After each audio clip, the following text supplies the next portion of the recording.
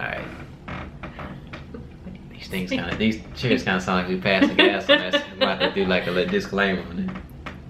No, I know mine did. It's because one of your legs is on the on wall. the wall. Okay.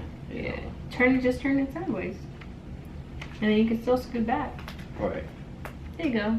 Right there. Yeah, that's better. What's up today, everybody? Thank y'all for tuning in to another video. We are so thankful to have y'all here.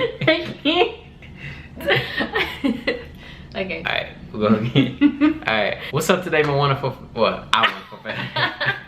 Alright. Yeah, what's up? My family too. What's up today, our wonderful family? Thank you for tuning in to another video. Listen, we appreciate you so much, all right? We posted a photo a little while back asking you all of any type of video topics that you all want to see. And this is the one we chose first. Okay, so the question is how to stay sexually pure during your courtship and relationship. Right. Okay, so what we are going to do in this video, we are going to tackle that topic. Now, if we left anything out, we're going to do a part 2. But we made a few notes to kind of stay on track. So let's go ahead and get started. All right, so how do you stay pure? How do you stay sexually pure? That's what I mean. How do you stay sexually pure during a courtship? Like, how do you do it, okay? First of all, we want to start off by knowing the reason why. Like what is your purpose behind it, right? Like, who are you trying to please? Because sometimes we can get caught up just trying to please the other person or get caught up trying to please people, right? But we ultimately want to please God, okay? So in Romans 12:1 and 12:2, the Bible says, I beseech you therefore, brethren, by the mercies of God, that you present your body a living sacrifice, holy and acceptable unto God, which is your reasonable service. And be not conformed to the pattern of this world, but be transformed by the renewing of your mind. And we know that we renew our mind by renewing our mind to the mind of Christ, okay? But the real thing that we want to focus on is present your body a living sacrifice. So in other words, like, we're both accountable for our bodies. Like, that's our reasonable service. So we are instructed to do that. So now let's get started talking about certain boundaries, okay? What do you feel like is a boundary that really stood out to you? I think the one that stood out the most is not kissing until our wedding day. Okay. I think that one was the biggest one, and it's the one that most people are like, wait, what? Right. What? Yeah. But I think it kept us from going any further or doing anything. I mean, that little flame can just turn into a wildfire. Yeah. So I think that was one of the biggest ones. Yeah. The best ones that we kept. So. Yeah, that's good. I agree. Like she said, that little flame can set a whole house, a whole forest, anything on fire. And you know, it's always progressive. You know, nobody just gives one peck and then stops there. You know, the very next time they're gonna want 2 pecks, they're gonna want 3 pecks, then they're gonna be wanting to grab on each other. Right. You know, so everything is progressive. The next boundary was that we dated publicly. We went to Chipotle, we were in the park all the time. Chipotle. Really? Church. Just, right. Just out in public or at your parents' house or something. Yeah. Not by ourselves, ever. Yeah. And won't be left alone. Exactly. You know what you might do. And you never came into my apartment.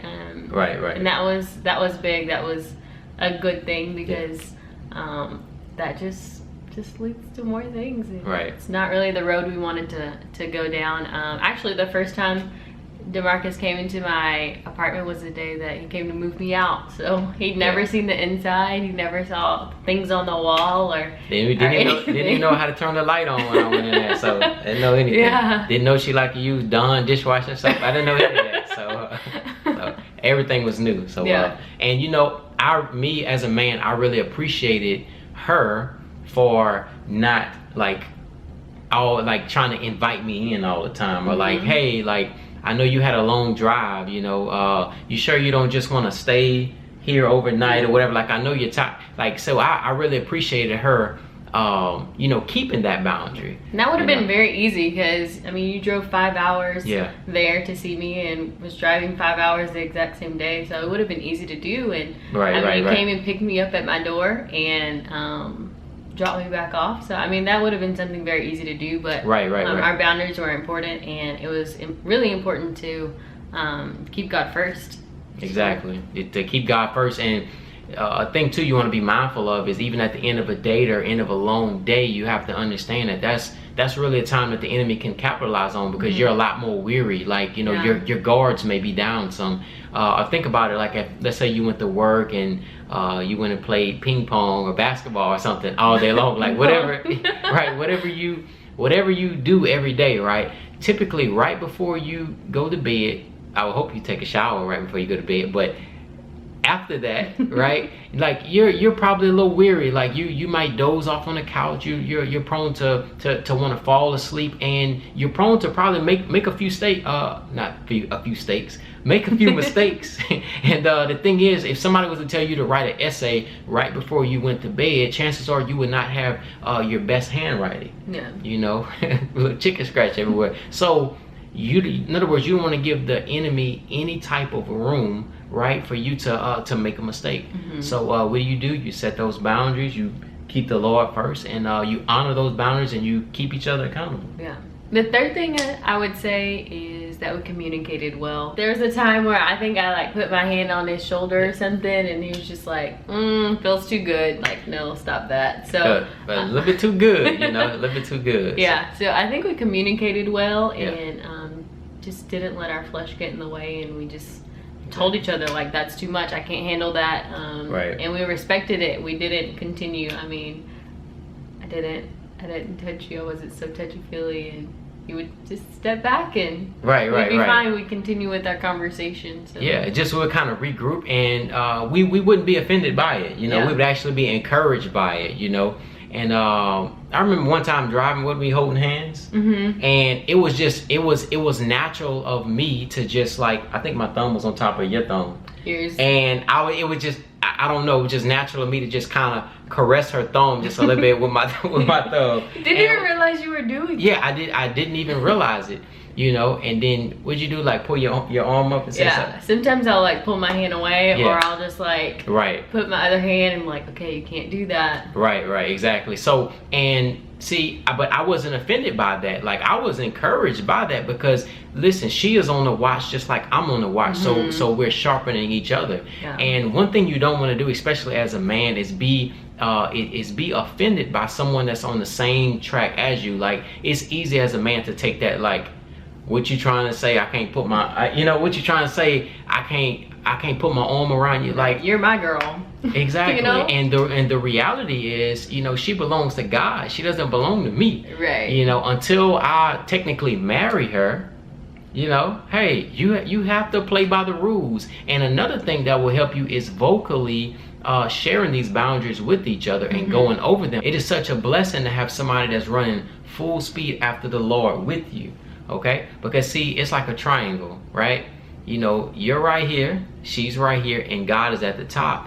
And the closer that you all get to God, and the more that you all pursue God, right, which is holiness and just hungering after Him, in essence, the closer you become together. So think about the very, very top point, getting close as you can to God, right? It automatically brings you closer together. So that really was the focus of our courtship. So I didn't think about it like, what can we get away with, or can we do this, or can we do that? No, right?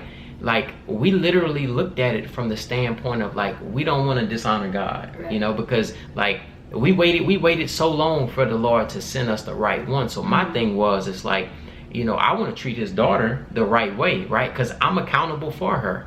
Right, even right now as her husband, like, I'm accountable for her. Hey. So anything that you do in life, right, you always want to be purposeful with it. And as a man, and spiritually as her leader, like, if that doesn't make you want to get on your face before the Lord, then I don't know what will. Knowing that knowing that you're accountable for someone, and so you just want to always please God, and you want to lead by example. Because if you're a man and you're not seeking the Lord and you're not leading by example, then I mean, who would want to follow that? Yeah. I mean, it makes it easier to submit to someone who's leading by example. the very next part that we want to talk about is really how women should be mindful of the way that they dress. You know, I believe it's called being modest, right? And now my wife is a very, very beautiful person, okay? Very, very beautiful.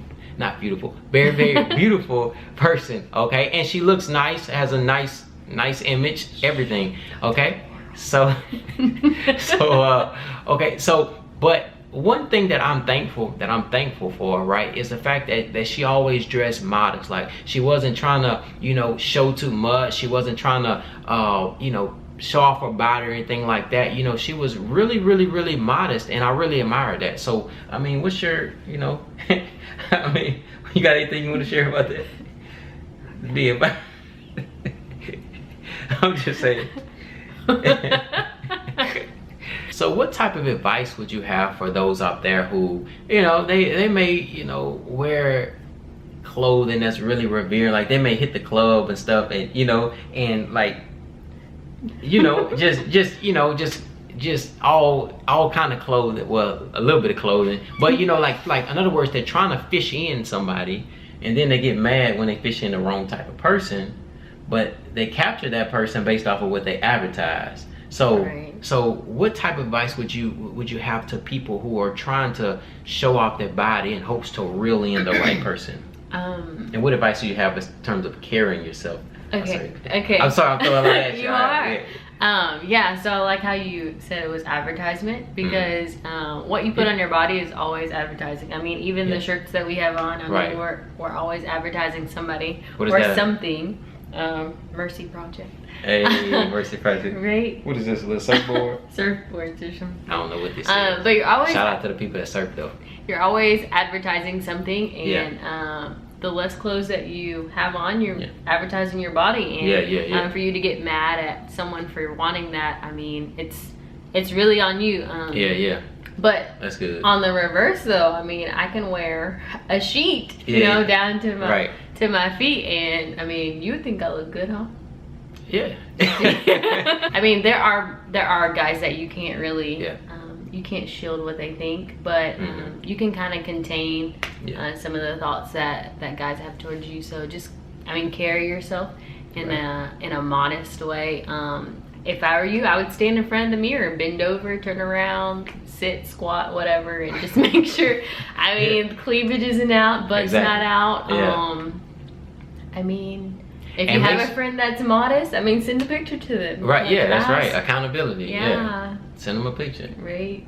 And don't try to send them a good picture. Like, send them an actual picture. Like, tear a sheet of paper and put it on the ground and bend over and try to pick it up and see if you feel any wind on your back. you know, when the shirt going way up your, man, people can see that. Yeah. So, but you can still be classy and modest. I mean, you don't have to look like, I don't know, a nun or something.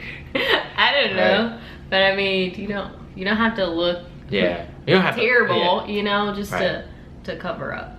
Right. That's good. The very next thing that we want to talk to you all about is the fact that as a man, as a leader, you should not want to manipulate, okay? Now, there are a lot of people, just for an example, that may, you know, that may do things that they want to do and try to use God's name. Like, they may say, well, you know, God told me to tell you that you need to do this or whatever. And like, they'll try to control people, right? They'll try to control people, but you have to understand that the person that you are praying for is going to have their own relationship with God, right? In other words, if that person does not have their own relationship with God, if someone does not have their own relationship with God, they can be easily swayed by things. Okay, so that's why you see a lot of people falling victim to people just, somebody will walk around and say, you know, God told me you're my wife, God told me you're my, like, people throw that out every day. But one of the things that we didn't do, I didn't want to do from the very beginning, was tell you that God told me you're my wife or anything like that. Like, I wanted to give her her own chance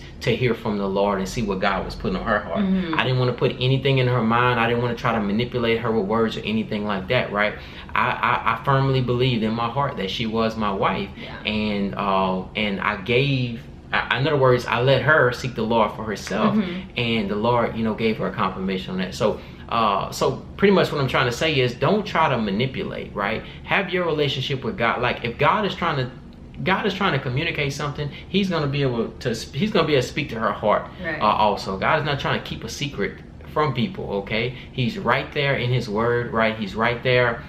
He's right there around you, right? And God always wants you to seek him for every single direction. You know, you don't just want to say any, many, miny, mo, is this the right person? No. Listen, you want to be intentional about everything that you do, okay? Right. So as a man, don't manipulate. The very next thing we want to talk about is the importance of having a curfew, okay? Having a curfew. Why do you think it's important to have a curfew? Well, I think it's very important to have a curfew because certain conversations happen after a certain time. Yeah. Number two, when we were younger, we probably stayed on the phone with our little boyfriends and girlfriends. And now we're older and we have jobs and we need to be mindful of that. We can't be so consumed with someone else who may or may not be who God wants us to be with and lose sleep and can't function the next day. Exactly. So that's what I got, I guess. Yeah, and I think that's a good point that you said, having that curfew and being mindful that, people have jobs. Who are you to try to stay on the phone with somebody till 4:30 talking about, hey, boo, There's not that much love in the world. I'm saying, I will talk to you tomorrow. And they have to get up in 35 minutes, they don't hit the alarm, hit the snooze button 10 times, right? But all you've been saying all night is you love them, and you have to respect them enough to give them enough time to get some rest and go to work and be able to perform, because regardless of where you work, you want to give 100% at your place of employment, right? It doesn't matter what else you have going on, right? You want to give your all to any and everything that you are attached to, right? In terms of pursuing someone, right? Or your job, or even if you go play basketball later in the day, if you go dunk on somebody, put your all in everything that you do, all right? But so go 100% until 10 p.m. Right, exactly, until 10 p.m. And look, or whatever your time is. And the thing is, ours was 10 o'clock p.m. What would you say? Would you say it was pretty easy for you to get adjusted to 10 o'clock p.m. or? Actually, it was kind of hard, but the only reason why is because I normally went to bed at 9. Okay, yeah. But I did get adjusted to 10, and some days it was good because I was super tired, but some days we'd be in the middle of a conversation, so it's oh, okay, well, it's 10 or it's 9:59, so we need to wrap it up. At 10 o'clock, we're done. What do you think? Yeah. Well, I would say at 10 o'clock, it was. I'm not gonna say it was easy for me to get adjusted because I'm a night owl. I'm always up, always up pretty late or whatever. But just sometimes you may at 9:55 you may have on your mind, I have a lot of stuff I still want to talk. I mean, good stuff. I'm not talking about crazy stuff, right? Yeah. But I'm just saying like important stuff. But listen, those things have to wait. Okay, those things have to wait because you may have good things on your mind. You may have good things on your agenda, right? But see, in other words, it's like this. You want to set up boundaries because if you go bowling, right, and it's not that you're not a good bowler, right? But if you want to make sure that you hit a strike, why not just pull the bumpers out, okay? Because listen, you may get caught slipping one day, right? And the ball may just, even though you're a good bowler, you don't won trophies, you don't been in bowling league since you was 1.5 years old. Yeah, 3. So even though you're a good bowler, right? But if you pull the bumpers out, it prevents you from making that mistake, and that's what boundaries do. It sets you in a bracket, right? In other words, it boxes you in to where you're looking around man, it's hard to make a mistake. We're going to sleep at 10 o'clock. We're only dating in public. We're praying every day. We're praying together. We're reading the word. So I believe that those boundaries are really helped us out a lot. So in terms of 10 o'clock, we kind of got used to shutting it down at 10 o'clock. And because let's just be honest, if you're on the phone at 1:30 a.m., you're not talking about nothing productive, okay? No. I mean, it's only so long you can talk about LeBron James winning the championship and what you did at work today. It's only so long you can talk about little random stuff, right? And then sooner or later, right? Somebody's going to let their guard down. You know, yeah. somebody's gonna let that guard down, and you may say who knows what, because you may say who knows what whenever you get sleepy, right? So you never want to give the enemy a foothold in the whole process. So by keeping these boundaries, listen, you can keep the enemy all the way out. So I hope that helped some of you all out. Those are some of the boundaries that that we've had. And listen, if you want to know more about any of these, just drop us a comment below, and we'll be more than happy to do a part 2. Or listen, if there's any other kind of video topics that you want to hear about, or any kind of questions that you have, listen, we're right here to help. Whether if it's questions on this, on anything in life, right? We're two people who are running after the Lord, and we want to run with you. So the Bible says that iron sharpens iron, so one man sharpens another. And listen, I don't know if you've ever chopped up a steak yourself, but sometimes in life, your knife can go dull.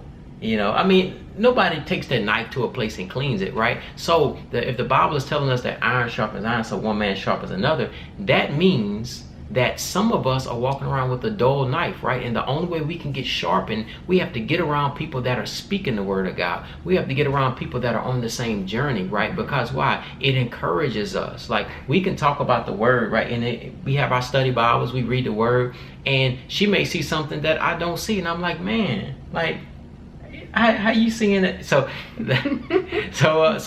but you just have to get around some people. Why? Because it will ignite you. Okay, it will ignite you. Okay, so listen, that's what we're here for. Listen, we love you. We are better together. However we can serve you, however we can help you, listen, that's what we're here to do. Okay, listen, we can't wait to look at your comment. All right, first thing we're gonna do is hit the like button on it. All right, that's the first thing we're gonna do. All of them, right? All right, huh? All of them. What, they got a little heart button you can hit on YouTube? I said on all of them. Yeah, on all of them. We can hit the on yours too. I'm gonna press it with this finger right here. All right. So listen. So drop us a with my thumb. All right. Maybe my pinky, depending on how I'm feeling. All right. But listen. But look, drop those video topics below, because listen, we're ready to make some more videos for you. We're ready to serve you. We love you guys. Okay, and listen, you can also reach out to us through social media or Instagram. Okay, we're gonna have both of our Instagram name listed in the description box. You want to tell them your Instagram name, baby? Cassie L. Sims. Cassie L. Sims. Make sure you put the L in there too. Okay, make sure you put that L in there. Sims. All right, Sims. That's right. It really means a lot to us that you all would take time out of your day. All right, because you could be doing anything in the world right now. Anything right now. You could be playing golf. Right? What's something else they could be doing? Why do you always have sports? They might be eating. Right, you might be eating some ravioli, right? Or some chicken noodle soup or something. Yeah, right? We've been sick for a week. Yeah, eating a lot of chicken noodle soup. Alright, so you might be eating some chicken. You might want to go buy some right now. Like, it's no tell. You might be in Walmart. Don't forget the saltines. Yeah, you're going to need to break them up and put them inside your chicken noodle soup. Alright, and a little bit of Gatorade too. But listen, you could be doing any of that in the world, but you chose to give us your undivided attention and your time. So listen, we are mindful of that, all right? And we're grateful for that. So we love you all. And listen, do us one last favor. Hit that red subscribe button, okay? Yeah, do it one more time, Paul. You heard that sound effect? It's gonna make that same sound when you hit that subscribe button, okay? Because listen, that is gonna alert you and notify you as soon as the video goes up. And listen, there's actually a little bell. Okay, so I'm asking you for 2 favors, well, 3 favors: a comment, subscribe, and the last one. After you subscribe, there's a little bell that's right on side of the subscribe box. When you hit that bell, that puts you on the notification squad, okay? That means you are one of the first ones to get alerted as soon as our video goes up, okay? And we like to call them the notification squad. We love you all. We will talk to you all soon. Love you. We love you. Part of the left hand gang now. We are married, so no more boundaries over here, all right? Ain't no more boundaries over here. Hey, listen, we love you all, and we'll talk to you all in the very next video.